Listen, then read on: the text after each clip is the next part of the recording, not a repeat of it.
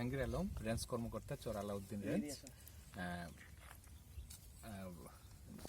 উপজেলা বন কর্মকর্তা কর্তৃক ধৃত এই বন্যপ্রাণীগুলি আমরা আজকে জাহাজের চরে আমাদের মাননীয় বিভাগীয় বন কর্মকর্তা বিপুল কৃষ্ণ দাস মহোদয়ের নির্দেশনায় এবং উপজেলা নির্বাহী কর্মকর্তা মহোদয়ের নির্দেশনায় আমরা এখানে অবগত করতে এসেছি।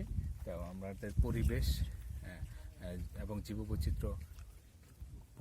জীববৈচিত্র্য রক্ষার স্বার্থে আমাদের এই বন্যপ্রাণী সংরক্ষণ করা প্রয়োজন বিদায় এবং আমরা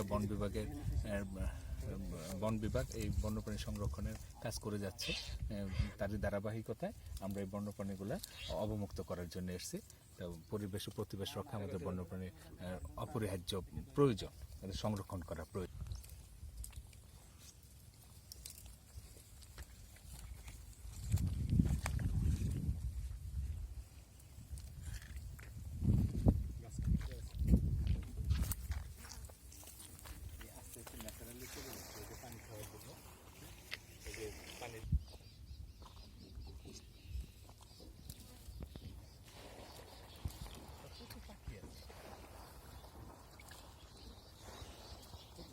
ওইগুলো পানি খাবে।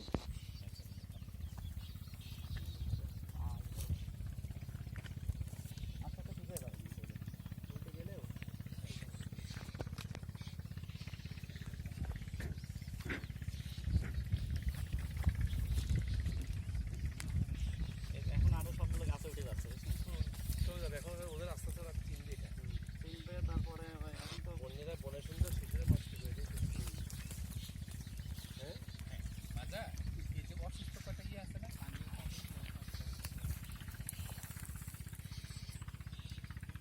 এখানে তুলে নিয়ে মাছটা বাইরে তুলে